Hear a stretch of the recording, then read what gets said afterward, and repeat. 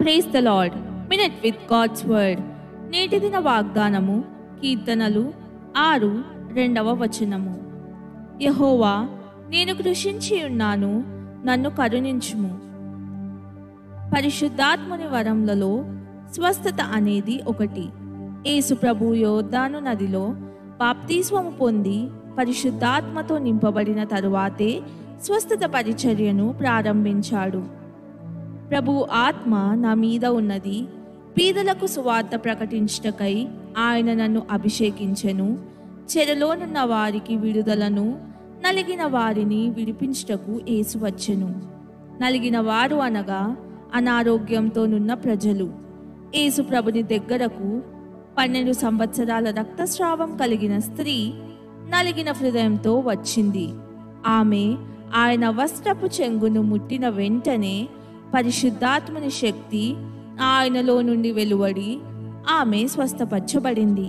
అదేవిధంగా వందల కొలది రోగులను యేసు ప్రభుని యొద్దకు తీసుకొచ్చారు. తక్షణం వారు స్వస్థపరచబడ్డారు. అపోస్తలులు కూడా పరిశుద్ధాత్మచే నింపబడిన తరువాతే ప్రతి చోటికి వెళ్ళి రోగులను స్వస్థపరిచారు. ఎన్నో అద్భుత కార్యములు చేశారు. ఇప్పుడు కూడా అదే పరిశుద్ధాత్మ శక్తిని ప్రతి విశ్వాసికి యేసు ప్రభు అనుగ్రహించాడు. కాబట్టి ప్రియ విశ్వాసులారా, మీరు స్వస్థత వరం కలిగి ఉన్నారు. నీ విశ్వాసాన్ని సాధన చేస్తూ ఆయనను విధేయత కలిగి ఆయన చెప్పినట్లు చేయండి. అప్పుడు నీ ద్వారా పనిచేసే ఆత్మశక్తిని చూచి ఆశ్చర్యపోతావు. ప్రార్థన.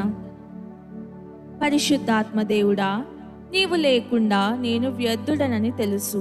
కానీ నీ శక్తితో, నీ నడుపుదలతో, నీ సహకారంతో దేవుని మహిమార్థమై గొప్ప సాహస కార్యములు చేయగలను. ప్రభువా, అనేకుల కన్నీళ్లు తుడిచినట్లు స్వస్థత వరాన్ని నాకు అనుగ్రహించు. యేసు ప్రభుని నామంలో ప్రార్థిస్తున్నాను తండ్రి. ఆమెన్.